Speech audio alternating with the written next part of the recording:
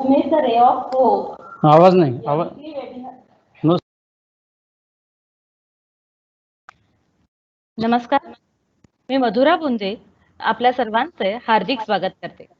Umed the ray of या webinar सिरीजच्या 6व्या भागात आपण आज भेटू. 24 मे पासून सुरू झालेला आपला हा प्रवास आज 30 जून पर्यंत खूप छान छान वेगवेगळ्या लोकांना भेटत, लोकांचे अनुभव जाणून घेत आणि त्यांच्याकडून वेगवेगळी माहिती आपण मिळवत चालू ठेवलेला आहे. तर आजच्या या 6व्या भागात देखील आपण आपल्या अनेक मित्रांना, शिक्षकांना भेटणार आहोत. या आपल्या 6व्या भागाचं औपचारिक सुरुवात करण्यासाठी मी आपल्या कॉलेजचे माननीय प्राचार्य डॉक्टर डी.व्ही. पवार सर यांना विनंती करते.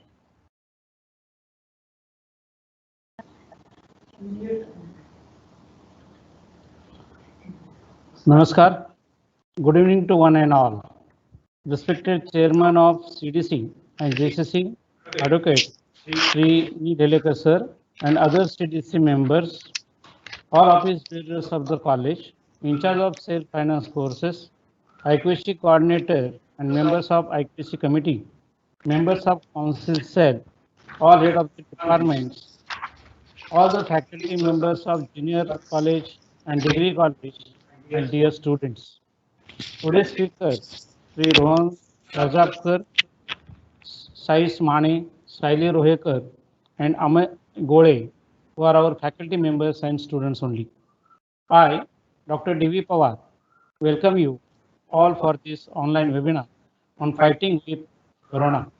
विद्यार्थी मित्रांनो, त्या लॉकडाऊन पिरियडमध्ये आपण उमेद द रे ऑफ होप या शीर्षकाखाली अनेक ॲक्टिव्हिटीज ऑर्गनाईज केलेल्या आहेत. प्रत्येक रविवारी वन्स इन अ वीक वेगळ्या वक्त्यांना बोलून आपल्याला कनेक्टिव्हिटी कशी राहता येईल, आपण एकत्र कसे राहू याचा प्रयत्न केलेला आहे.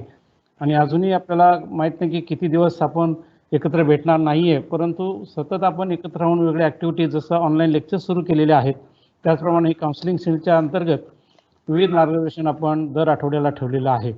इव्हन लॉकडाऊनच्या पिरियडमध्ये आपल्याला कल्पना असेल की ती सोशल मीडियावरती रामा ही सुद्धा सिरियल दाखवण्यात आली आणि लोकांना त्यामध्ये गुंतवण्याचा प्रयत्न केला.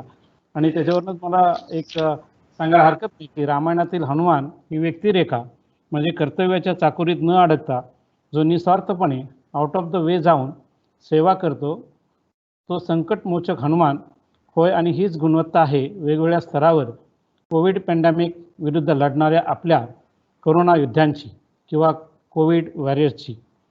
कोविड पॅन्डेमिक्समुळे जी काही हानी झालेली आहे ती भरून काढता येणार नाही, पण कोविड वॉरियर्समुळे ज्यांच्या रूपात हे देवदूत स्वतःच्या जीवाची पर्वा न करता जर या युद्धात उतरले नसते तर जो काही अनर्थ, जी काही अराजकता, अफरातफरी आणि जीवितहानी घडली असती त्याची मोजदाद करता आली नसती. मित्र हो, लॉकडाऊनच्या काळात आपण 3-3.5 महिने आपापल्या घरात बंदिस्त पण सुरक्षित आहोत, कारण अत्यावश्यक सेवेत असणारे समस्त लोक आपला लॉकडाऊन सुरळीत पार पाडावा आणि तो कमीत कमी कष्टप्रद व्हावा म्हणून अहोरात्र काम करीत आहेत. ही आपल्या कोविड वॉरियर्सची ही पहिली फळी म्हणता येईल, ज्यात आरोग्यसेवा, साफसफाई कर्मचारी, कायदा आणि सुव्यवस्थेतील पोलीस कर्मचारी तसेच आपल्या नित्याच्या गरजा पुरवण्यात राबत असलेली जीवनावश्यक वस्तूंची सप्लाय चेन यांचा समावेश होतो. याखेरीज काही सेवाभावी संस्था किंवा NGO तसेच कित्येक स्वयंप्रेरित व्यक्ती ज्यांनी स्वतःहून या युद्धात उडी घेतली आहे. आणि मानवसेवा हीच ईश्वर सेवा या उक्तीगत एक ना अनेक प्रकारे या संकटसमयी स्थानिक पातळीवर कसलाही मोबदला किंवा परतफेडीची अपेक्षा न ठेवता आपापल्या परीने खारीचा वाटा उचलला आहे. सेवाभावी संस्थांनी केलेलं काम खरोखरच उल्लेखनीय आहे आणि यालाच अनुसरून डेक्कन एज्युकेशन सोसायटीने आणखी एक उपक्रम हाती घेतलेला आहे की जो ह्या 2-3 महिन्यामध्ये ज्या ज्या स्वयंसेवी संस्थांनी कामं केलेली आहेत त्यांचा डेक्कन एज्युकेशन सोसायटी आणि कीर्ती महाविद्यालयाच्या वतीनं सर्वे करण्यात येणार आहे आणि त्याची माहिती आपण जमा करत आहोत. आणि यासाठी आपल्यासारख्या विद्यार्थ्यांची जवळजवळ 200 विद्यार्थ्यांची निवड आपण कीर्ती महाविद्यालयातून केलेली आहे. त्याचंच काल एक आपण आपल्या संस्थेचे चेअरमन श्री शरदजी कुंटे सर यांच्याबरोबर संवाद साधला आणि तो पुढे आपल्याला या महिनाभरात न्यायचा आहे. मित्र हो, जेव्हा केव्हा आपल्याकडे अशी नैसर्गिक किंवा मानवनिर्मित आपत्ती किंवा आपदा येते किंवा आली तेव्हा आपल्या कॉलेजातील विद्यार्थी, मग ते NCSचे असोत, NSSचे असो किंवा इतर रेग्युलर विद्यार्थी असो, ज्या माध्यमातून सरसावले आहेत आणि सेवाभावी वृत्तीने त्यांनी नेत्रदीपक कार्य केले आहे. हीच आदर्श परंपरा पुढे चालवत ठेवणाऱ्या आपल्याच कीर्ती महाविद्यालयातील कोविड योद्ध्यांना आज आम्ही उमेद द रे ऑफ होप या वेबिनार मालिकेच्या 6व्या वेबिनारच्या माध्यमातून तुमच्यासमोर घेऊन येत आहोत. या अतिविशेष वेबिनारचे 2 उद्देश आहेत. या समस्त अनसंग हिरोचे कौतुक व्हावे, तुमच्या समक्ष त्यांची आम्ही पाठ थोपटावी आणि त्यांच्या एकंदरीत सामाजिक कार्याबद्दल कृतज्ञता व्यक्त करणे. आणि दुसरा उद्दिष्ट म्हणजे त्यांच्याकडील पॉझिटिव्ह एनर्जी, म्हणजे अशा काळात सुद्धा एक पॉझिटिव्ह एनर्जी घेऊन काम करणं, हे तसं काम अवघड असतं मित्रांनो, परंतु एक पॉझिटिव्ह एनर्जीने काम करणं, त्यांचा जीवनाकडे पाहण्याचा दृष्टिकोन, त्यांच्या खंबीर आणि सशक्त व्यक्तिमत्व पाहून तुम्हालाही प्रेरणा मिळेल. एक ना अनेक समस्यातून बाहेर पडण्यासाठी काही मार्ग मिळावा म्हणूनच या वेबिनारचे आयोजन केले गेले आहे. परत एकदा विद्यार्थी मित्रांनो सगळ्यांचं मी स्वागत करतो आणि पुढील मार्गदर्शनासाठी आणि पुढील सूत्र संचालन करण्यासाठी मी मधुराला विनंती करतो. धन्यवाद. Thank you. Over to Madhura. Thank you.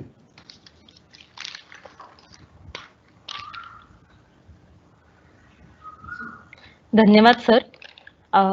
Sir तुम्ही अगदी ह्या देवदूतांचं सार्थ वर्णन केलं आणि कविवर्य बाभू बोरकर जेव्हा त्यांच्या आयुष्यात अशा व्यक्तींना भेटतात की जे असं खूप छान छान काम करतायत आणि जेव्हा परिस्थिती विपरीत आहे, when the time is bad, तेव्हा ते असं चांगलं काम करतायत, तर तेव्हा कविवर्य बाभू बोरकर त्यांचं वर्णन करताना म्हणतात की देखणे ते हात ज्यांना निर्मितीचे डोहळे, देखणे ते हात ज्यांना निर्मितीचे डोहळे, मंगलाने गंधलेले सुंदराचे सोहळे, देखणी ती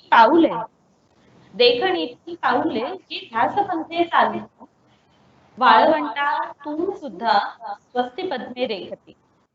विपरीत परिस्थितीत काम करणाऱ्यांचं वर्णन बाभू बोरकर अशा पद्धतीत करतात. आणि आपण तुम्हाला सर्वांना आठवत असेल तर सुरुवातीच्या कोविडचं जेव्हा लॉकडाऊन सुरू झालं तर तेव्हा आपण अनेकांकडून एक खूप सविस्तर असा फॉर्म भरून घेतला आणि आपल्या जवळपास 2800-2900 विद्यार्थ्यांनी हा फॉर्म भरला आणि त्यात आपण त्यांना विचारलं होतं की तुम्ही कोणकोणत्या पद्धतीने सामाजिक कामात आता उतरलेले आहात किंवा त्याच्यामध्ये कार्यरत आहात. आणि सांगायला अत्यंत आनंद होतो की आम्हाला आश्चर्य वाटलं की किती मोठ्या प्रमाणामध्ये आपले विद्यार्थी या सर्व कामामध्ये उतरून अक्षरशः लढत होते, छान काम करत होते. की ज्या वेळेस लोकांना प्रश्न होता की अरे या कोरोनामध्ये आपण जिवंत राहू की नाही, आपल्या जीवाला धोका कितपत आहे, पण त्याही वेळेस हे सर्वजण फील्डवरती उतरून लढत होते.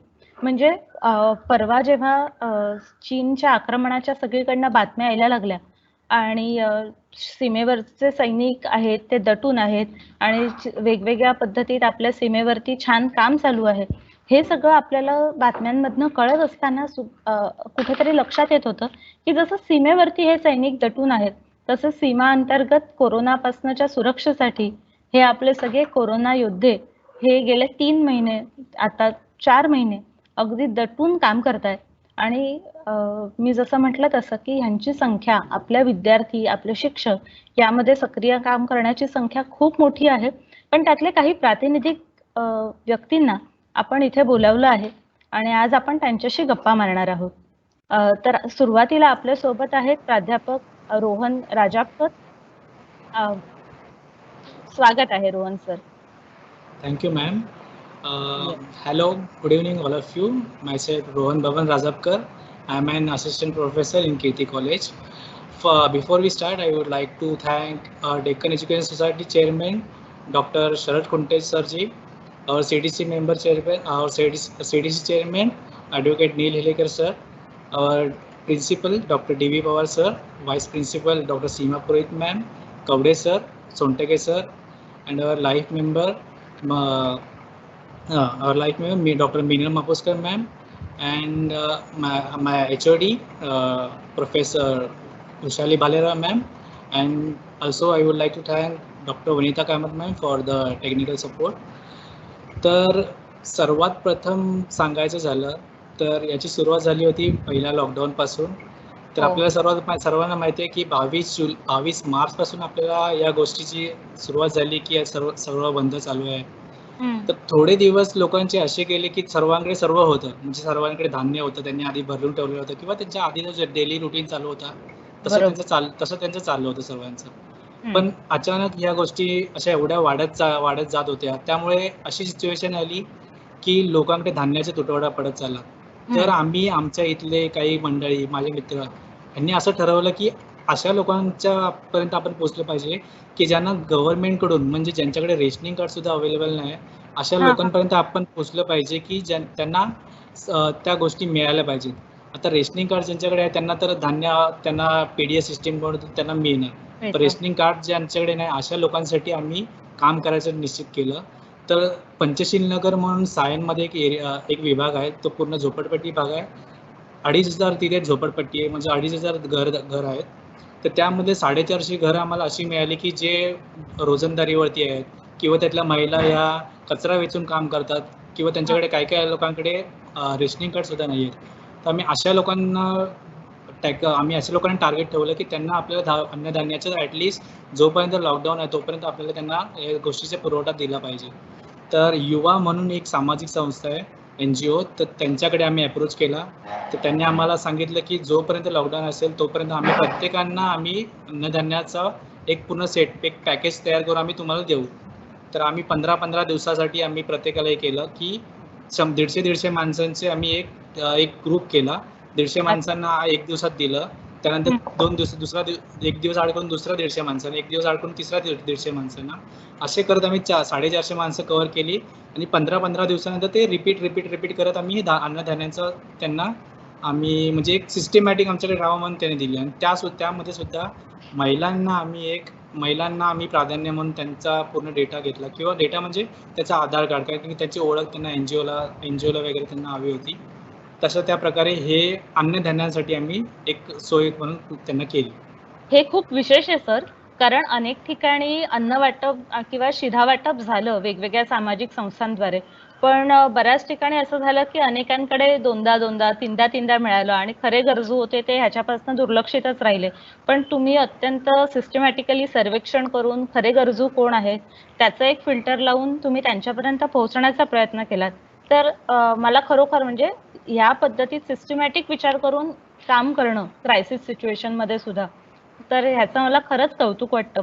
सर, आपण मध्ये गप्पा मारत होतो तर तेव्हा तुम्ही मला सांगितलं होतं की ज्याला तुम्ही, मी किंवा आपण सर्वसाधारण माणसं घाबरतो, अशी सगळ्यात महत्त्वाची गोष्ट म्हणजे मृत्यू, की ज्याचं भय आपल्या सगळ्यांच्या मनामध्ये असतं. तर तुम्ही सुद्धा या सगळ्या कोविडच्या काळामध्ये मृत्यू या विषयाला सामोरे गेलात. तर आम्हाला सगळ्यांना ते अनुभव ऐकायला आवडेल की तुम्ही तुमची मानसिकता त्या काळामध्ये कशी स्ट्रॉंग केलीत आणि कशी त्या सगळ्या परिस्थितीतनं निभावून गेलात. नक्कीच मॅडम. परिस्थिती अशी होती की एप्रिलच्या महिन्यामध्ये एक सिच्युएशन आली की माझ्या मित्राने मला फोन केला आणि त्यांनी सांगितलं की असं झालं आहे की आमच्या घरातले 6 जणांना पॉझिटिव्ह दाखवले आहेत. इवन 6 महिन्याच्या मुलीपासून 72 वर्षाच्या त्यांची आजी होती, ते सगळेच्या सगळे पॉझिटिव्ह होते. सगळेजणांना क्वारंटाईन केलेलं होतं आणि त्यापैकी दोघांना हॉस्पिटलाइज केलं होतं. म्हणजे 2 घरातले कर्ते पुरुष हे हॉस्पिटलमध्ये होते आणि बाकीचे लोक क्वारंटाईनमध्ये होते. आणि त्यामध्ये 3 दिवसानंतर त्यांची आजी ऑफ झाली आणि त्यांचे रिलेटिव्ह कोणी त्यांना बॉडी घेण्यासाठी, तिकडे ॲटलिस्ट 2 किंवा 3 जण लागतात, तर त्यांचे बॉडी घेण्यासाठी कोणी माणूस तिथे येत नव्हता. त्यांनी मला फोन करून सांगितलं की असं आहे, तर तू जाशील का जरा. तर मी आणि एक माझा भाऊ आहे, तर दोघेजण आम्ही फक्त गेलो. तिथे जी काही प्रोसिजर होती ती आम्ही कव्हर केली.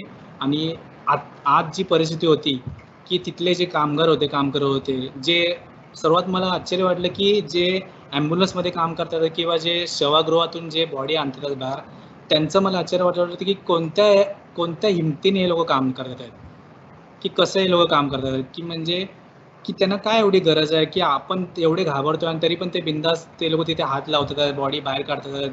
ते घेऊन ॲम्ब्युलन्समध्ये भरून स्मशानभूमीमध्ये करतात. तर त्यांची परिस्थिती पण आपण जाणून घेतली पाहिजे आणि त्यांचा रोजगार मे बी ह्यांच्यावरती चालू असेल. एका राउंडसाठी त्यांना ॲटलीस्ट ₹400 त्यांना म्हणजे गव्हर्नमेंट किंवा हॉस्पिटलमधून त्यांना मिळत होते. तर त्यासाठी ते लोकं काम करत होते. त्यांना कधी-कधी किटचा पण अभाव होता. पण तरी पण ते लोकं काम करत होते, की लोकांचं चांगलं झालं पाहिजे. लवकरात लवकर म्हणजे ह्या गोष्टी झाल्या पाहिजे. तर अशा 2 गोष्टी मी अनुभव केला. दुसऱ्या वेळी माझ्या सख्या आत्याचे नवरा म्हणजे मिस्टर ऑफ झाले. त्यावेळी सुद्धा आम्हाला जाऊन स्वतः ते बॉडीला हात लावलं. कारण की ते लोकं पण करत होते आणि आपण आपला स्वतःचा माणूस आहे, तरी आपण हात लावत नाही, लांबून फक्त बघणार. तर ते एक मला पटलं नाही म्हणून आम्ही त्यांना थोडी मदत केली. पण पण हे करत असताना तुम्ही इतर जे सुरक्षेचे नियम होते त्या सगळ्यांचं पालन केलं होतं. हो, हँड ग्लोव्हज आम्ही डबल लेयर घातलेले होते. मास्क होता. फक्त आमच्याकडे पी-पी-ई किट नव्हता. फक्त एवढंच आमच्याकडे होतं. कारण की ऑन द स्पॉट आम्हाला तिथे त्यांनी सांगितलं, की "थोडा भाई हेल्प करो हमको जरा ऐसा." कारण की ते सुद्धा एकच होते. 1-2च जण असायचे. तर त्यांना आपण ते दोघं जण कसे बॉडी एवढी नेणार? तर त्यांना आम्ही मदत करण्यासाठी मग आम्ही ते केलं. त्यांच्याकडे किट होतं त्यांच्याजवळ, पण आमच्याजवळ नव्हतं. मग त्यानंतरचे जे दिवस होते, 2दा मला घरात म्हणजे माझ्या मोठ्या भावाला एक लहान मुलगी आहे. परत घरात वडील आहेत. तर ह्या सगळ्यांची विचार करून आपण आपला विचार करण्यापेक्षा त्यांचा विचार करून मी 15 दिवस 2 वेळा क्वारंटाईन असं म्हणजे माझा स्टडी रूम आहे. तिथे मी राहिलो. तिथे थोडे दिवस काढले. व्यायाम केला. थोडं जरा शांत ठेवलं मन आणि म्हणजे असे दिवस हे गेले असे. आणि 2 वेळा क्वारंटाईन होऊन पुन्हा काम करण्यासाठी तुम्ही चार्ज अप झालात. हो. पुन्हा पण त्यानंतर मॅम एक अशी सिच्युएशन आली, की गव्हर्नमेंटला मध्ये रक्ताचा तुटवडा खूप जाणवत होता. तर गव्हर्नमेंटनी अपील केलं होतं, की जेवढे रक्तशिबिर भरतात आहेत, तेवढं त्यांनी करावं आणि लोकांना त्यांनी केलं होतं. पण मधल्या काळामध्ये समाज माध्यमांकडून किंवा इतर कोणत्या माध्यमां थ्रू असे मेसेज जात होते, की आता फक्त गव्हर्नमेंटमध्ये जे काम करतात आहेत किंवा वैद्यकीय क्षेत्रात काम करणार आहेत, त्यांच्याकडून कोरोना पसरतोय किंवा अशा गोष्टींचा एक संभ्रम तयार झाला होता. त्यामुळे आम्हाला आधी 110 लोकांनी आम्हाला स्वतःहून व्हॉलंटरीली आम्हाला नाव दिलं होतं, की आम्ही रक्तदान शिबिर करणार. तर त्या 3 ते 4 दिवसामध्ये एवढं सिच्युएशन हे झाली, की त्यातले फक्त 3 ते 4च लोकं बोलले, की नाही आम्ही आता रक्तदान शिबिर नाही करणार आहे आणि फक्त 3 ते 4च जणांना परमिशन म्हणजे ते लोकं बोलले होते, की आम्ही करणार म्हणून. तर आम्हाला अनफॉर्च्युनेटली आम्हाला ते रक्तदान शिबिर कॅन्सल करायला लागलं कारण की उगाच तरी म्हणजे कोणाला झालं असं तर परत ते ब्लेम गेम नको, की तुमच्यामुळे झालं, तुम्ही कॅम्प भरवला. तर ह्या गोष्टी सुद्धा थोडं तिकडे फेस करायला लागल्या. म्हणजे त्या काळामध्ये बातम्यांचं पेव एवढं फुटलं होतं आणि त्या बातम्यांचा परिणाम लोकांवरती मोठ्या प्रमाणात होता आणि त्याच्यामुळे तुम्ही जे केलेलं आयोजन होतं ते तुम्हाला पूर्णपणे बदलून वेगळ्या पद्धतीत पुन्हा काम करायला सुरुवात करावी लागली. हो. सर माझ्याकडे तुमच्यासाठी अजून एक प्रश्न आहे, पण आपण त्या प्रश्नाकडे जाण्याआधी आपल्यासोबत सायुष माने आहे, तर आपण सायुषशी बोलूया आणि मी पुन्हा एकदा तुम्हा सर्वांना तो प्रश्न विचारेन. तर सायुष माने हा TY BComचा विद्यार्थी आहे आणि त्याने सुद्धा या सगळ्या काळामध्ये खूप छान काम केलंय. तर आपण आता सायुष मानेशी या विषयामध्ये गप्पा मारूया. येस. सायुष कसा आहेस? नमस्कार, मी साईश अनिल माने. हो. सायुष कसा मी आहेस कॉमर्स म्हटलं? एकदम ठीक. ओके. तू सध्या अजूनही कोरोनामध्ये सुद्धा कंटेनमेंट झोन मध्येच राहतोयस? हो, अजूनही मी प्रभादेवी सारख्या कंटेनमेंट एरियामध्ये राहतोय. हां, हां.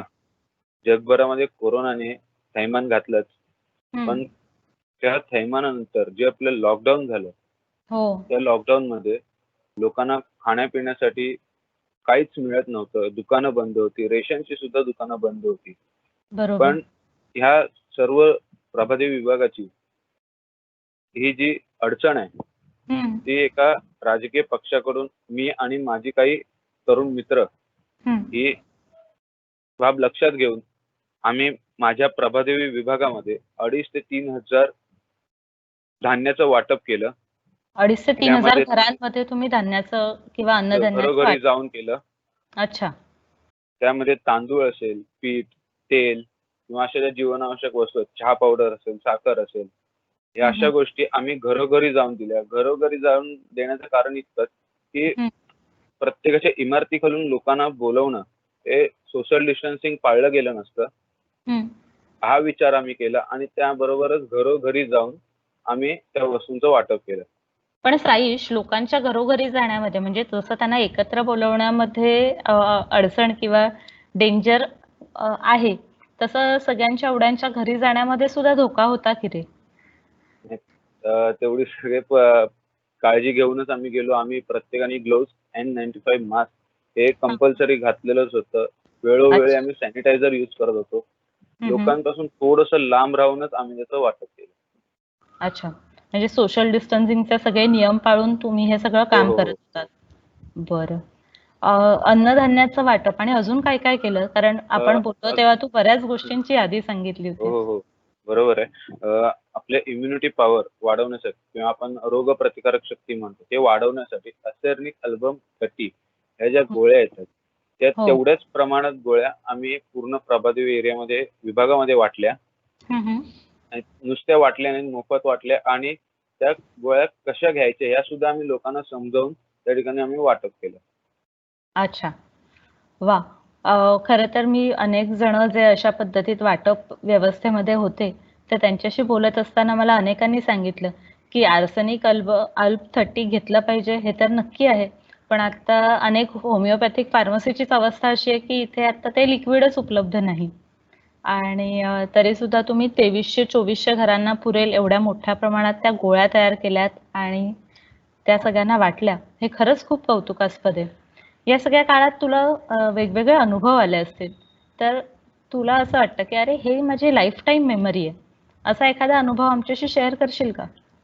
लाईफटाईम मेमरी असं नाही म्हणता येणार, पण आमच्या विभागामध्ये असे काही वयोवृद्ध आहेत, की ज्यांची मुलं असतील, ती नोकरीसाठी, शिक्षणासाठी बाहेर गावी आहेत आणि लॉकडाऊनमुळे तिकडेच अडकून आहेत. हं, हं, हं. अशांना कधी काही वस्तूंची गरज लागते किंवा औषधं असतील किंवा त्यांना वेळोवेळी कधी दुधाचे पॅकेट्स लागतात किंवा त्यांचे सिलेंडर्स, आता सिलेंडर्सवाले कोणाच्याही घरी जात नाहीये. हं, अशा हं. वेळी त्यांचे सिलेंडर्स आणून देणे किंवा त्यांना जे काही लागेल ते त्यांच्या घरपोच त्यांना आणून देणे, यासाठी आम्ही प्रत्येक वयोवृद्धांना प्रत्येक घरी आमच्या नंबर्स आम्ही त्यांना दिलेले होते. जेव्हा अच्छा. त्यांना लागेल तेव्हा ते आम्हाला फोन करत होते. हं, हं. म्हणजे तुम्ही त्यांना सगळ्या ह्या गोष्टी घरपोच पोहोचवत होता. म्हणजे खरं तर एरवीच्या दिवसांपेक्षा तुमचे असे खूप असे बिझी हे सगळे हो, दिवस गेले असं म्हणायला हरकत नाही. हो. राइट? येस. जसं साईशने वेगवेगळं आता अनुभव सांगितले, तसे अनुभव असलेला अजून एक आपला विद्यार्थी आपल्या सोबत आहे. आपण त्याच्याशी देखील गप्पा मारूया. आपल्यासोबत ओमकार गोळे आहे. ओमकार TYBA जिओग्राफीचा विद्यार्थी आहे. आणि ओमकारने जेव्हा लक्षात आलं, की सोशल डिस्टन्सिंग पाळायचंय आणि तेव्हा आपल्याला ठाऊक नव्हतं नेमकं सोशल डिस्टन्सिंग काय आहे आणि ते कसं पाळायचं. तेव्हा त्याने त्याच्या इथे काही प्रयोग केले. तर ओमकार, तुझ्या इथे तू जो प्रयोग केला सोशल डिस्टन्सिंग पाळायचंय हे कळल्यानंतर पहिल्या लॉकडाऊनमध्ये, तर तो जरा आमच्यासोबत शेअर कर ना. नमस्कार, मी ओमकार रवींद्र गोळे. यावर्षी TYBA ला गेली 5 वर्ष आपल्या कीर्ती कॉलेजमध्ये शिकतोय आणि कोरोना सुरू झाल्यानंतर पहिल्या लॉकडाऊनमध्ये म्हणजे पहिल्या आठवडाभर काहीच केलं नाही, कारण घरातूनच तशी परवानगी नव्हती, घराच्या बाहेर निघायचं नाही. आपलं घरातून म्हणजे घरातून बाहेर निघायचं होतं. घरातून बाहेर निघण्यासाठी काहीतरी कारणं शोधली पाहिजेत. मग चला आपण सोशल डिस्टन्सिंगचं आपण सर्कल तयार करू रस्त्यावरती. प्रसार माध्यमातून वगैरे बघितलेलं की बाबा हा ATM झाले, भाजीपाल्याची दुकानं झाली, दुकानं, त्याच्या पुढे आपण सोशल डिस्टन्सचे सर्कल तयार केले पाहिजेत. मग पहिल्या दिवशी मी आणि माझा एक मित्र आहे, असे आमच्या रस्त्यावरती जेवढी पण भाजीची दुकानं असतील, ATMs असतील, मेडिकल असतील, त्यांच्या समोर सोशल डिस्टन्सिंगचे सर्कल्स तयार केले. अच्छा. ते जवळजवळ 2 दिवस ते काम केलं. ते त्याच्यानंतर मग एक मध्ये 10-15 दिवसानंतर मग काय काय माणसं आहेत म्हणजे जे गारमेंटमध्ये काम करतात, म्हणजे ज्यांचा परिवार गावालाच असतो आणि ते एकटे इथे राहत असतात, म्हणजे गारमेंटमध्ये झालं कुठल्याही ह्याच्यात, रोजंदारीवरती काम करतात. रोजंदारीवरती वगैरे काम करणारे. मग त्यांचं जेवणाचा प्रश्न निर्माण झाला. मग त्यांना जेवण कुठून द्यायचं? मग ते जेवण तर तयार करत नाहीत. मग हॉटेल्स किंवा खानावळ असा ऑप्शन असतो. पण याच्यात हॉटेल्स पण बंद झाले, खानावळी पण बंद झाल्या. त्या टायमिंगला मी आणि 2-3 मित्र मिळून आमच्या इथे CR टायर म्हणून कंपनी, त्यांच्याकडे त्यांचं जेवणाचं हे असतं, फक्त त्यांना सांगायचं की एवढी एवढी माणसं येणार आहेत जेवणाची, मग ते टिफिन द्यायचे. मग त्यांच्याकडनं टिफिन घेऊन त्यांच्या घरी पोहोचवायचा. त्यांच्या घरी किंवा ते जिथे राहत असतील तिथे. ते जवळजवळ एक महिनाभर चालूच होतं. त्यानंतर मग रेशन किट जे घरी आहेत म्हणजे रिक्षा चालवतात, आता रिक्षा बंदच होत्या. त्यानंतर काय ना काहीतरी गवंडी काम झालं, कुठली ना कुठली कामं करत होती, ती पण कामं बंद आहेत आणि काही काही जणांच्या नोकऱ्या पण गेल्या याच्यात. मग त्या टायमिंगला त्यांना आता घरात 4-5 माणसं आहेत म्हटल्यावर त्यांना फूड पॅकेट देण्यात अर्थच नव्हता, कारण ते एका टायमिंगचं झालं. त्याऐवजी त्यांना जर रेशन किट दिलं तर सोयीस्कर राहील. त्यामुळे राष्ट्रीय स्वयंसेवक संघाच्या माध्यमातून जवळजवळ आतापर्यंत मी आणि माझ्या परिसरात माझ्या मित्रांनी जवळजवळ 2,500 ते 3,000 कुटुंबांपर्यंत ते रेशन किट पोहोचवलं. अच्छा. ते रेशन किट पोहोचवलं. त्यानंतर मग अल्सरिक अल्बम साठी पण अल्सरिक अल्बम होतं प्रसार माध्यमांवरती वगैरे सगळीकडे चालत होतं की बाबा अल्सरिक अल्बम घेतलं इम्युनिटी पॉवर वाढेल. पण ते उपलब्ध होणं पण कठीण होतं आणि सगळ्यांना भेटेलच की नाही तेही सांगता येत नव्हतं, कारण मेडिकल मध्ये गर्दी, त्यामुळे घाबरून कोण घराच्या बाहेर निघत नव्हतं. पण संघाने त्या पण अल्सरिक अल्बमच्या गोळ्या उपलब्ध केल्या. फक्त अट अशी होती की पहिला जाऊन सर्वे करायचा, नाव आणि घरात किती माणसं असतात तेवढं सर्वे करून दिल्यानंतर मग गोळ्याची पॅकेट द्यायची, ती प्रत्येक घरात जाऊन दिली. बरं. म्हणजे बोल ऐकते. ते सर्व झाल्यानंतर मग सगळीकडे मग स्क्रीनिंगचं वगैरे चालू झालं की आता स्क्रीनिंग साठी काय काय आपले कार्यकर्ते गेलेत. पुण्यात पहिली बॅच झाली. पुण्याच्या बॅच नंतर मग आपल्या धारावी सारख्या एरियात पूर्ण कंटामिनेटेड झोन आहे, तिकडे जवळजवळ 500 स्वयंसेवक कार्यकर्ते होते. त्यानंतर बघून मी पण बोललो मी पण जाऊ शकतो याच्यात. अच्छा. हे स्क्रीनिंग म्हणजे तुम्ही घरोघरी जाऊन जे प्राथमिक स्क्रीनिंग चाचणी केली जाते की कोविडची शक्यता कितपत आहे हे जाणून घेण्यासाठी, तर हे या स्क्रीनिंग मध्ये तू सहभागी झाला होतास? हो, सहभागी झालेलो. अच्छा, बरं. कुठे केलं होतं तुम्ही हे स्क्रीनिंग? हे स्क्रीनिंग रमाबाई नगर घाटकोपर, शिवाजीनगर, बेंगनवाडी, चेंबूर, गोवंडी असल्या म्हणजे अशा सर्व कंटेनमेंटेड झोन मध्ये घेतले. अच्छा. हा. मग काय अनुभव राहिले तुझे या सगळ्या स्क्रीनिंग मधले? स्क्रीनिंग मधला अनुभव म्हणजे सगळ्यात पहिलं आपण जे म्हणतो की आपले सुरक्षा रक्षक आहेत, आरोग्य रक्षक आहेत, नर्स आहेत, डॉक्टर आहेत, स्वच्छता कामगार आहेत, खरं तर त्यांचे आभार मानले पाहिजेत. मी जास्तीत जास्त 6 तास पीपीई किट मध्ये होतो. 6 तास निघाला जे काय झालं त्यापेक्षा ते 12-12 तासाची ऑन ड्युटी करतात. पोलीस विदाउट पीपीई किट रस्त्यावरती उभे राहतात आणि म्हणजे ते जीवाशी खेळतात त्यांच्या की बाबा हे कोरोना लवकर निघून गेला पाहिजे, तिथे जातच नाहीत. आता मी जरी ते काम केलं, अनुभव असा होता की पीपीई किट सकाळी घालायचं 8-8:30 पर्यंत, त्यानंतर आपल्याला फील्डवरती जायचं. फील्डवरचा सगळा सर्वे झाल्यानंतर परत आपण आपल्या हॉटेल्स वरती रूम वरती येऊन आपल्याला जेवण तयार भेटायचं. जेवण आहे, आंघोळ झाली की जेवण आहे, पण तसं त्यांचं नाही ना की जे डॉक्टर वगैरे त्यांना परत घरी जाऊन जेवण तयार करायचे, 12 तासाची शिफ्ट करायची, त्यानंतर जेवण तयार करायचं. हे अनुभव सांगताना म्हणजे काय काय चांगले पण अनुभव आले आणि काय काय वाईट पण अनुभव होते. चांगले अनुभव असे होते की जिथे जायचो, जेव्हा म्हणजे वस्तीत गेलो या सर्वे चालू आहे तर समोरून माणसं विचारायची की तुम्हाला काय पाहिजे का, चहा कॉफी वगैरे, ते काय पीपीई किट काढू शकत नव्हतं, ती वेगळी गोष्ट होती आमची. त्यानंतर पुढे म्हणजे सगळ्यांचा सपोर्ट चांगला होता, पण काय काय ठिकाणी म्हणतो की आपण प्रशासनाला दोष देतो, ते बरोबर आहे, प्रशासनाला दोष देतो आपण, पण काय काय ठिकाणी आता प्रशासन पण पोहोचू शकत नाही. आता काय काय वेळेस शिवाजीनगर मध्ये जेव्हा सर्वे केला तेव्हा जवळजवळ 2.5 ते 3 फूट एवढी चाळीत जायचा रस्ता होता. त्या चाळीत शिरताना मग आणि पीपीई किट घातल्यानंतर सहसा माणसं घाबरतात की कोणतरी पॉझिटिव्ह भेटलंय नाहीतर आता कुणाला तरी घेऊन जाणार, असं सगळ्यांचं म्हणजे अनुभव होता तिकडचा. आणि झालेलं बऱ्यापैकी, कोण 14-15 दिवस क्वारंटाईन होऊन पण आलेलं.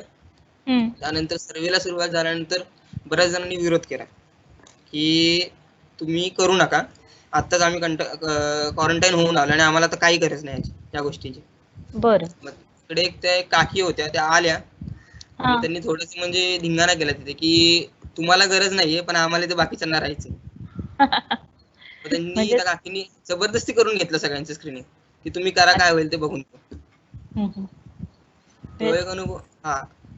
म्हणजे त्यांच्याकडूनही खूप छान अवेअरनेस होता लोकांमध्ये.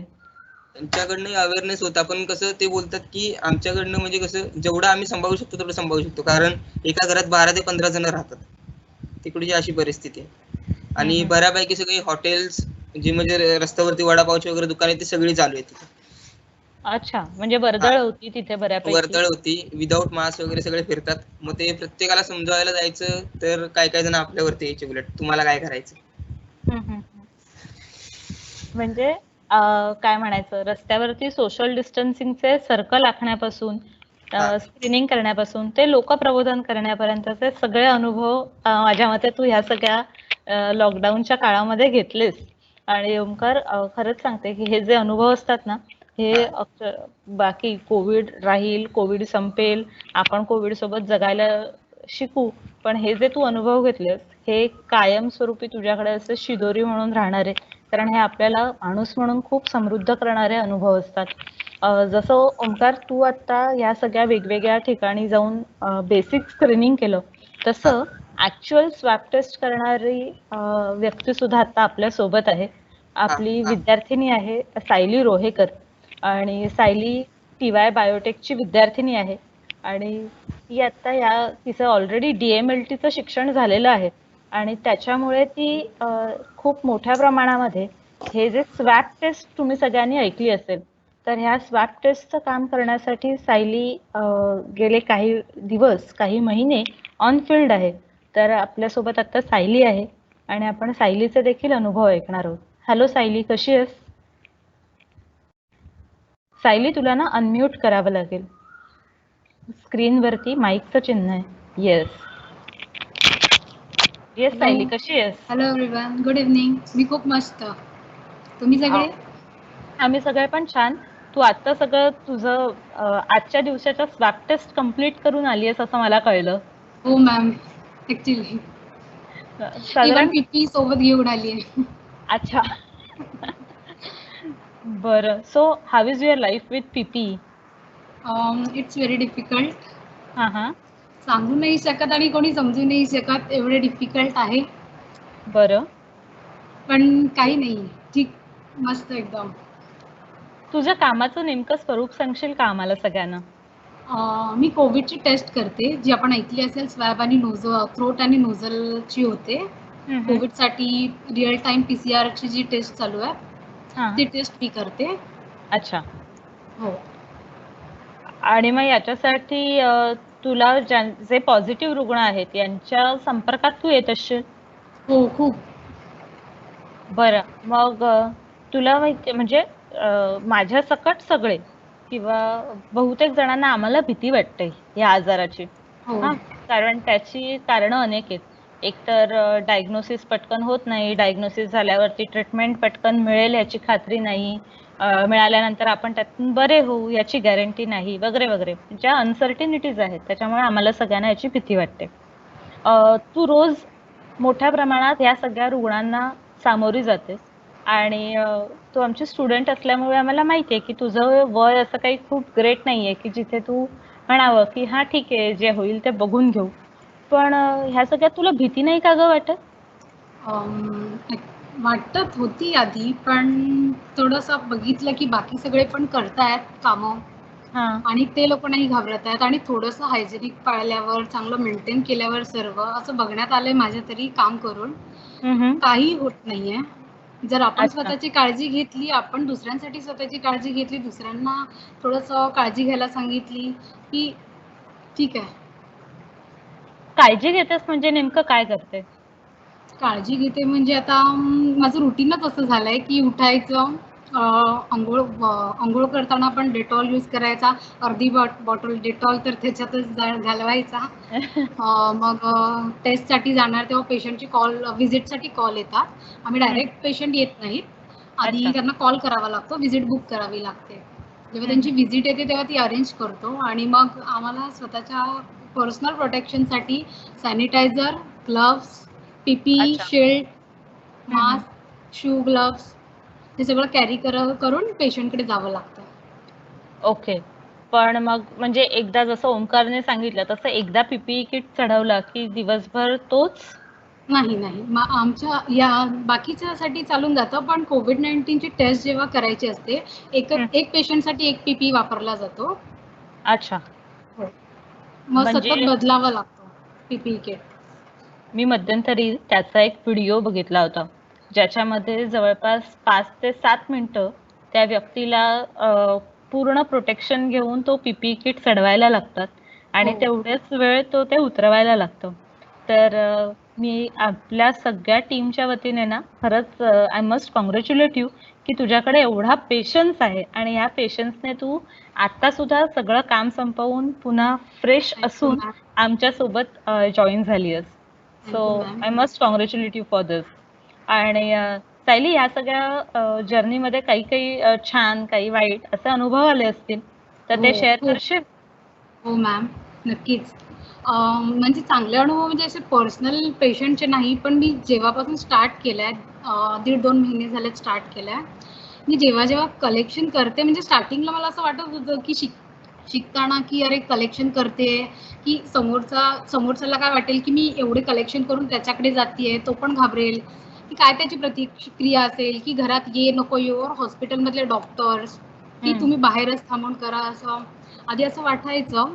पण नंतर मग जेव्हा कलेक्शन करायला लागली ना, तेव्हा माझी प्रतिक्रिया यायची ना पेशंटकडून, की आम्हाला म्हणजे असं मी खूप पेशंटकडून ऐकलं, म्हणजे ऑलमोस्ट सगळ्या, की तुम्ही आम्हाला देवाकडे जायची आता गरज नाहीये. तुम्ही आमच्यासाठी देव म्हणून आमच्यासाठी धावत घरी येता, हॉस्पिटलमध्ये येता, जिथे बोलवू तिकडे येता. सो ते बोलतात, की आम्ही एवढे घाबरतो, आम्ही साधे दुसऱ्यांना घरात घेत नाही और कोणाच्या घरात जात नाही. या सिच्युएशनमध्ये तुम्ही एवढी घरं फिरताय, आमच्या घरात येण्याची हिंमत करताय, एवढं माहीत असून की इथे पॉझिटिव्ह पेशंट आहे. तर ते सगळंच आम्हाला खूप आहे. म्हणून ते म्हणजे अक्षरशः हात जोडून थँक यू बोलतात, की आम्हाला आता देव दिसल्यासारखं होतंय आणि हे कधीच न विसरण्यासारखं आहे. मी हर एक पेशंटकडून ऐकलंय ही प्रतिक्रिया. इव्हन मग ते कलेक्शन वगैरे झाल्यानंतर फोनवर पण तेवढं बोलून फोनवर पण पाठवतात, की थँक मॅम तुम्ही आलात. मग ते किती कोणतेही डॉक्टर असू दे, कोणतेही पेशंट असू दे, म्हणजे मी खूप पेशंट केलेत 100+. सगळ्यांची प्रतिक्रिया सेम होती, की थँक तुम्ही आलात आणि आमच्यासाठी तरी तुम्ही देवासारखे आहात. आणि हे ऐकूनच खूप खूप बरं वाटतं. आम्हालाही आता ऐकताना अक्षरशः अंगावरती एक क्षण काटा आला होता, की हे खूप टची आहे. म्हणजे हो. आता लोकांकडे जाणं आणि त्यातनं सुद्धा त्यांची टेस्ट करणं आणि जेव्हा माहिती आहे तिथे रिस्क आहे. सो खूप वेगळा प्रकारचा हा तुझा अनुभव राहिला आहे सायली. हो. आणि आता मला पुन्हा एकदा तुम्हाला सगळ्यांना विचारायचं आहे, सायली, रोहन सर, त्याच्यानंतर साईश, ओमकार, या सगळ्यांना विचारायचं आहे की आता कोरोना आहे, आणि या कोरोनाच्या काळामध्ये तुम्ही सगळेजण ऑन फील्ड एकदम दटके ज्याला आपण म्हणतो तसे उभे राहिले आहेत आणि त्याचा सामना कसा करायचा हे एका अर्थाने तुम्ही आम्हाला दाखवून दिलंय, की जे आम्ही कुठेतरी आमच्या मनात अजूनही भीती आहे, तर आम्हाला कुठेतरी तुम्ही दाखवून दिलेत की नाही, योग्य काळजी घेतली आणि लोकांना मदत करत राहिलो तर आपले सुद्धा आत्मबल वाढतं आणि आपण खूप चांगल्या पद्धतीत काम करू शकतो. तर मला एक गोष्ट नक्की तुमच्याकडून सगळ्यांकडून जाणून घ्यायची आहे, ती म्हणजे की तुम्हाला या कोरोनाने काय शिकवलं? साईश पासून सुरुवात करूया.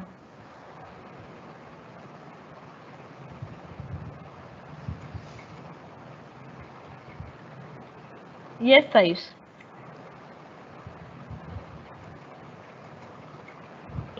Thank you ma'am.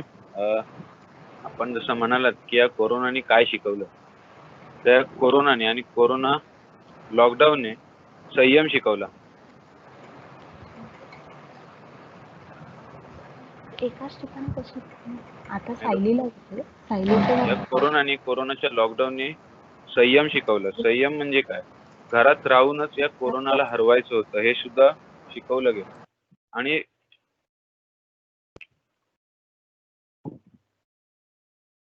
संयमाने काही साध्य करता येतं हे सुद्धा या ठिकाणी शिकायला मिळालं. मग ते क्रिकेटची मॅच असो किंवा कोरोनासारखी महामारी, ही लढाई आपण घरातच राहून घरातूनच जिंकू, असं मला एक शिकवण मिळाली.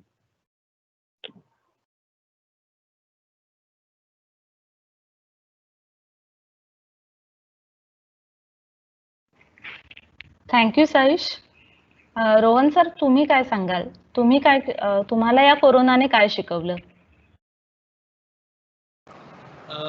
कोरोनाने हे शिकवलं की आपल्या लोकांसाठी काम करत राहा, ते पण न थकता.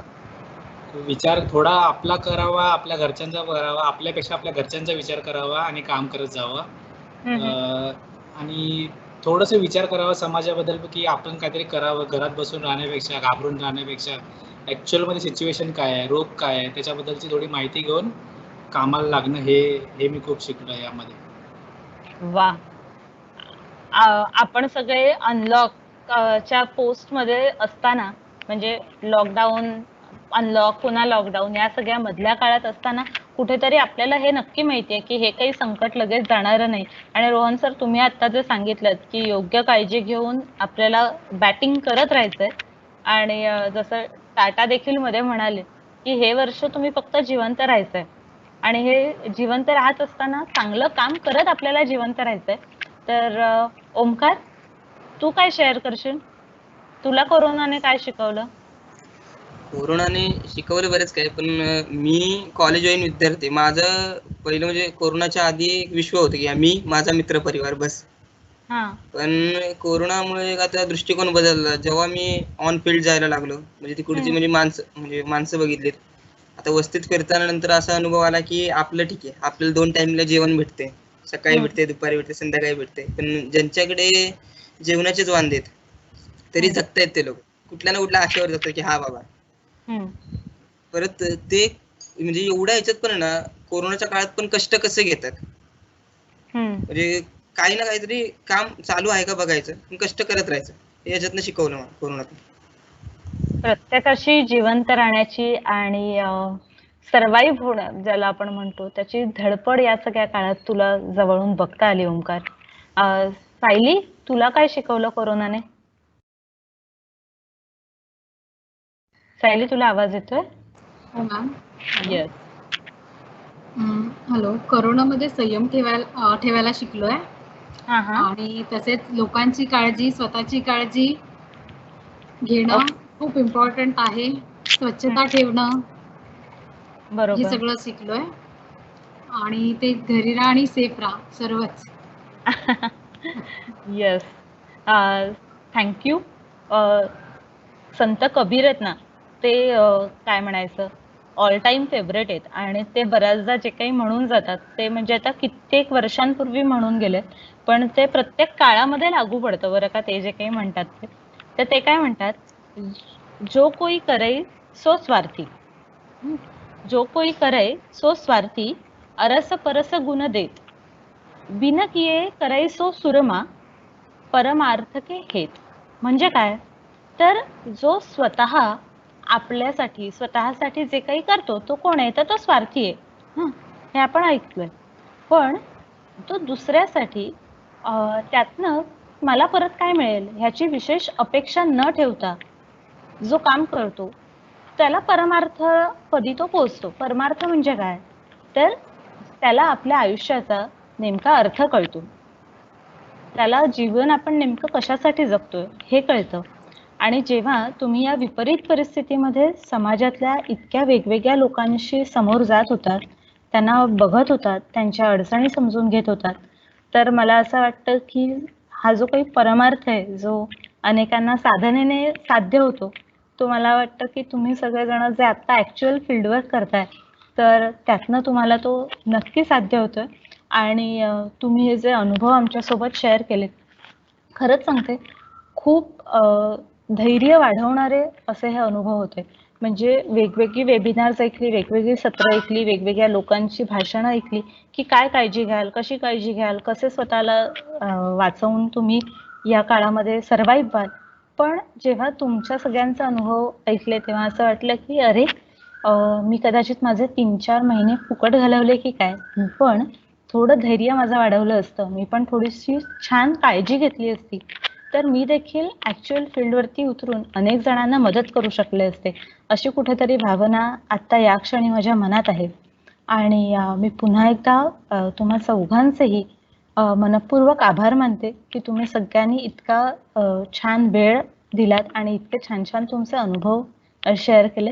मला हे नक्की माहिती आहे, जसं मी सुरुवातीला म्हटलं तसं, की हे चौघही जण प्रातिनिधिक आहेत.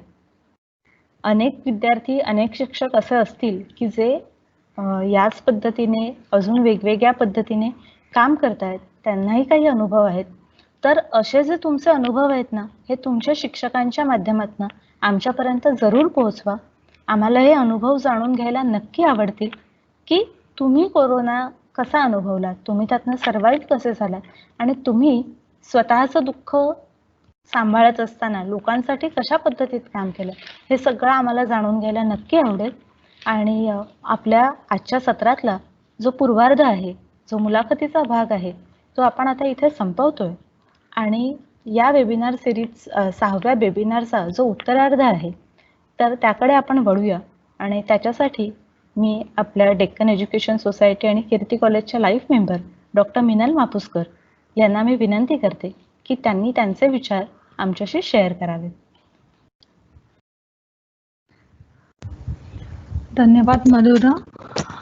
तू आता म्हणालीस पूर्वार्ध संपला आणि उत्तरार्ध आता सुरू होतोय, पण पूर्वार्ध हा खरोखर अतिशय छान झाला. म्हणजे खरंच यांच्याशी अजून अशाच गप्पा तासभर माराव्यात अशीच ही मुलं सगळी बोलली आणि त्यांच्याकडे सांगण्यासारखं खरंच खूप काही आहे. जसं आता मधुरा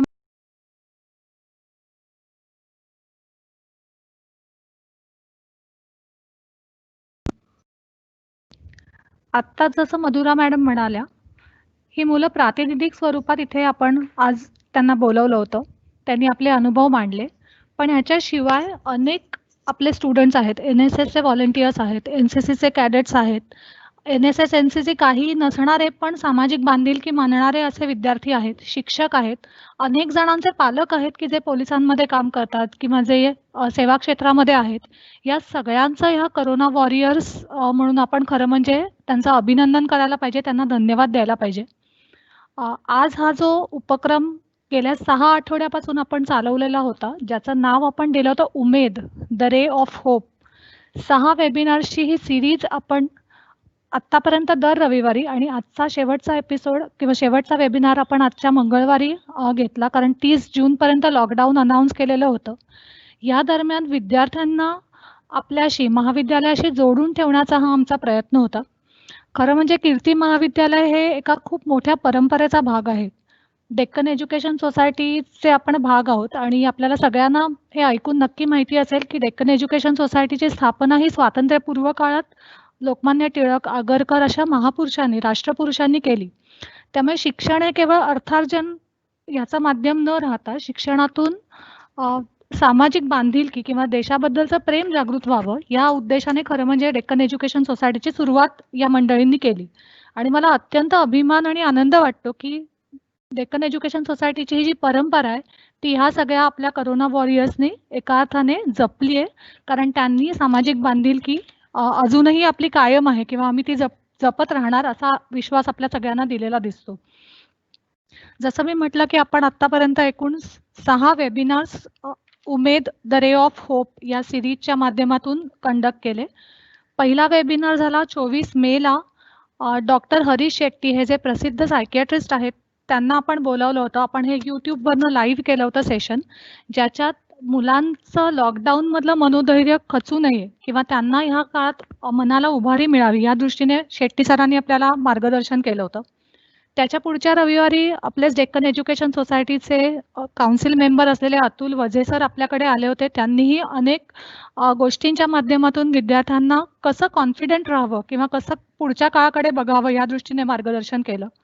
7 जूनला डॉक्टर नंदिनी देशमुख, ज्या सुद्धा कीर्ती महाविद्यालयाशी संबंधित होत्या, आपल्या प्राणीशास्त्र विभागाच्या विभाग प्रमुख होत्या, त्यांनी मुलांशी गप्पा मारल्या, ज्याच्यात स्ट्रेस मॅनेजमेंट आणि गोल सेटिंग याबद्दल मॅडमनी मार्गदर्शन केलं. कोविड नंतरच्या काळामध्ये करिअरचे नवीन कोणते ऑप्शन्स येणार आहेत याची माहिती करिअर काउन्सिलर आनंद मापुसकरांनी त्याच्या पुढच्या रविवारी दिली. 21 जून हा आंतरराष्ट्रीय योगा दिवस असल्यामुळे आपण आंतरराष्ट्रीय वेबिनारचं आयोजन केलं, ज्याच्यात आपल्याकडे देश विदेशातून प्रतिनिधी सहभागी झाले. आपले रिसोर्स पर्सन सुद्धा देश विदेशातून आलेले होते आणि अतिशय उत्तम असा हा कार्यक्रम झाला. याच्या अजूनही चांगले फीडबॅक्स बाहेरच्या पार्टिसिपंट्सचे आपल्याला मिळत आहेत. आणि आज हा शेवटचा एका अर्थाने कार्यक्रम, ज्याच्यात आपण आपल्याच महाविद्यालयातल्या ह्या 4 करोना वॉरियर्सना, 1 शिक्षक आणि 3 विद्यार्थी यांना आपण भेटलो, त्यांच्याशी गप्पा मारल्या. त्यामुळे या लॉकडाऊनच्या काळामध्ये आपल्या विद्यार्थ्यांचं मनोधैर्य खचू नये, त्यासाठी हा उपक्रम एका अर्थाने चालू केलेला होता. आणि हा उपक्रम यशस्वी झाला की नाही हे कसं मोजायचं, तर संख्येवरनं तर नक्कीच नाही मोजता येणार. संख्या तर उत्तम होतीच, त्याच्यात काही वादच नाही.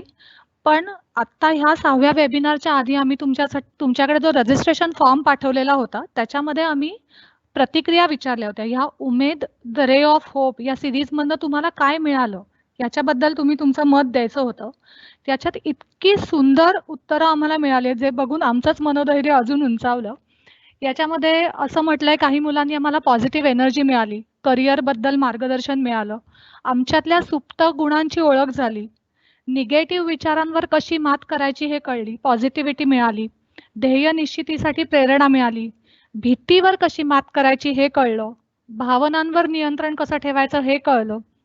अशा कितीतरी गोष्टी, आणि सगळ्यात महत्त्वाचं आरोग्याचं महत्त्व आणि योगाचं महत्त्व हे सुद्धा आम्हाला कळलं. अशा अनेक गोष्टी तुमच्या या प्रतिक्रियांमधनं आमच्यापर्यंत पोहोचल्यात. आणि खरंच या सगळ्यातून आम्ही जे काही श्रम घेतले या वेबिनार सिरीजचं आयोजन करायला, त्याचा एका अर्थाने चीज झालं असं म्हणायला हरकत नाही. आपलं कॉलेज निव्वळ शिक्षण संस्था म्हणून काम न करता विद्यार्थ्यांशी भावनिक नातं तयार करणं हे आपलं काम आहे किंवा कर्तव्य आहे असं नेहमीच मानत आलंय. आणि ह्याच्यामधूनच विद्यार्थी आणि शिक्षक हे या लॉकडाऊनच्या काळामध्ये सुद्धा एकमेकांशी कायम कनेक्टेड राहिले. फोनवरनं असेल, डिजिटल प्लॅटफॉर्म्सवरून असेल, आम्ही भेटत राहिलो, बोलत राहिलो.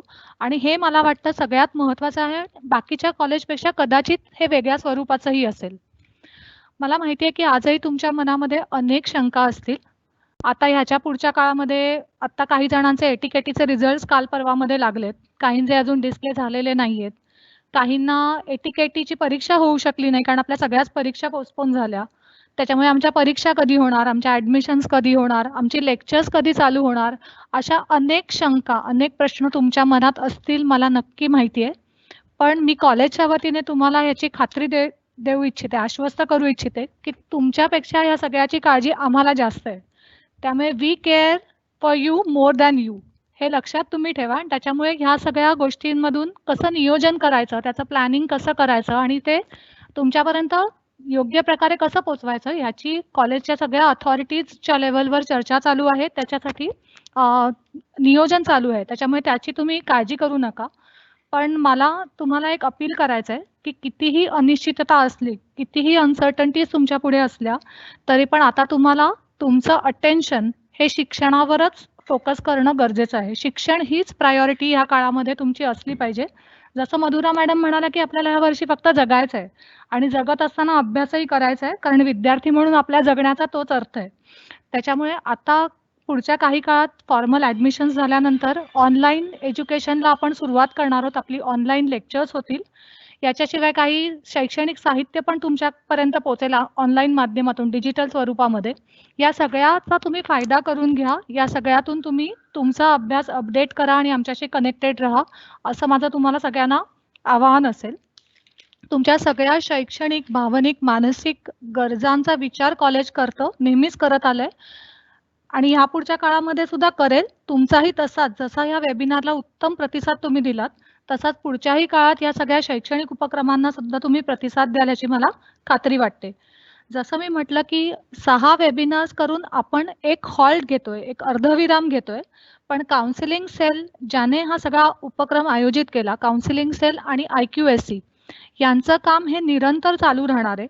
तुमच्या मनामध्ये कुठलीही शंका असतील, तुम्हाला कधीही भावनिकदृष्ट्या, मानसिकदृष्ट्या तुम्हाला जर अस्थिर वाटलं, तुम्हाला कोणाशी बोलावंसं वाटलं, तर तुम्ही कधीही शिक्षकांच्या माध्यमातून या काउन्सिलिंग सेलच्या सदस्यांना, काउन्सिलर्सना अप्रोच होऊ शकता. आम्ही तुमच्यासाठी कायम तयार असू, जरी वेबिनारमध्ये आपण भेटणार नसलो तरी, याची तुम्ही खात्री बाळगा. कार्यक्रमाच्या शेवटी आतापर्यंत या 6 वेबिनारच्या आयोजनामध्ये ज्या ज्या लोकांनी अत्यंत महत्त्वाचं मार्गदर्शन केलं किंवा ज्यांचं अमूल्य योगदान याच्यामध्ये राहिलं, त्यांचे आभार मानणं हे मला माझं कर्तव्य वाटतं. सगळ्यात पहिले आपल्या कॉलेजचे प्राचार्य डॉक्टर DV पवार सर. आपल्या ह्या सगळ्या मीटिंग्स, म्हणजे आम्ही जेव्हा या नियोजनाच्या मीटिंग्स घ्यायचो, त्या मीटिंग्समध्ये सहभागी होण्यापासून प्रत्येक सेशन हे टेक्निकली साऊंड व्हावं यासाठीच्या ट्रायल्समध्ये सहभागी होण्यापर्यंत सरांनी अतिशय उत्साहाने प्रत्येक स्टेपमध्ये सर सहभागी होत आले आणि त्याच्यामुळे क्वालिटी कार्यक्रम आपण करू शकलो. त्यामुळे सरांचा नेहमीप्रमाणेच आम्हाला खूप जास्त याच्यामध्ये मार्गदर्शन मिळालं आणि पाठिंबा मिळाला, त्याच्यामुळे ही सिरीज होऊ शकली. आपले CDCचे चेअरमन ॲडव्होकेट नील हेळेकर यांनी सुद्धा या कार्यक्रमाचं किंवा काउन्सिलिंग सेलच्या या ॲक्टिव्हिटीला खूप भरभरून प्रतिसाद दिला, त्याचं समर्थन केलं, त्याला शुभेच्छा दिल्या आणि त्याच्यामुळे आपण अशा प्रकारच्या वेबिनार सिरीजचं आयोजन करू शकलो. याच्याशिवाय महाविद्यालयाच्या उपप्राचार्या डॉक्टर सीमा पुरोहित मॅडम, ज्यांनी टेक्निकली या सगळ्या वेबिनारला म्हणजे YouTube लाईव्ह कसं करायचं इथपासून MS Teamsवर लाईव्ह इव्हेंट कसा करायचा, त्याच्यासाठी ट्रायल्स कशा घ्यायच्या, हे सगळं त्यांच्याकडनं एका अर्थाने आम्ही शिकत गेलो. त्यामुळे मॅडम तुमचेही मनपूर्वक धन्यवाद. कॉलेजचे माजी प्राचार्य डॉक्टर केंकरे सर, कारण हा उपक्रम सुचल्यापासून त्याच्यामध्ये काय काय करता येऊ शकतं ह्याची त्यांच्याशी चर्चा केली होती आणि त्यांच्याकडनंही खूप उत्तम इनपुट्स या कार्यक्रमासाठी मिळाली होती. सर तुमचेही मी या निमित्ताने आभार मानू इच्छिते. IQSC coordinator professor Matthew sir, तुम्ही सुद्धा प्रत्येक स्टेपवर म्हणजे अगदी त्या पोस्टरमधल्या ऱ्हस्व दीर्घाच्या किंवा स्पेलिंगच्या चुका सांगण्यापासून ते कॉन्क्रीट आपण काय प्रत्येक वेबिनारमध्ये सुधारणा करू शकतो या प्रत्येक टप्प्यावर तुम्ही आमच्यासोबत होतात. त्याच्यामुळे प्रत्येक वेबिनार पहिल्या वेबिनारपेक्षा अधिकाधिक चांगला होत गेला. या सगळ्या कार्यक्रमाला पुढे घेऊन जाणाऱ्या काउन्सिलिंग सेलच्या डॉक्टर स्मिता जाधव मॅडम, मनपूर्वक आभार. खरं म्हणजे आपण होस्टच आहोत एका अर्थाने, पण तरी सुद्धा ह्या सगळ्याला म्हणजे घरी राहून नेटवर्कच्या अडचणी असताना आणि घरात अन्य अडचणी असताना सुद्धा सगळ्यांना कामाला लावणं चांगल्या अर्थाने आणि ते पुढे नेणं हे तुम्ही केलं, त्याच्यामुळे तुमचेही मनपूर्वक धन्यवाद. डॉक्टर वनिता कामत, पुरोहित मॅडमच्या खांद्याला खांदा लावून एका अर्थाने सगळी टेक्निकल हा कार्यक्रम चांगला व्हावा म्हणून जबाबदारी सांभाळणाऱ्या मॅडम पडद्याआडच राहिला त्या, पण अतिशय महत्त्वाचं योगदान मॅडम तुमचंही आहे. या कार्यक्रमात जी वेगवेगळी पोस्टर्स बनवली गेली काही वेबिनार्सची, ती बनवण्यासाठी आलिशा पिंपळे मॅडम, पूजा कांबळे मॅडम, मधुरा मॅडम आणि शिवांगी वालावलकर, तुम्ही सगळ्यांनी छान पोस्टर्स केली ज्याच्यातून मुलांपर्यंत आपण हे कार्यक्रम इफेक्टिव्हली नेऊ शकलो. त्यामुळे तुमच्याही क्रिएटिव्हिटीचे आणि तुमच्या मेहनतीबद्दल आभार. फीडबॅक फॉर्म तयार करणं असेल किंवा अन्य टेक्निकल मदत करण्यासाठी बर्वे सर तुम्ही खूप मदत केलीत, आपलेही मनपूर्वक धन्यवाद. या कार्यक्रमाची मूळ सुरुवात झाली ती म्हणजे आपण विद्यार्थ्यांसाठी एक सर्वेक्षण केलं.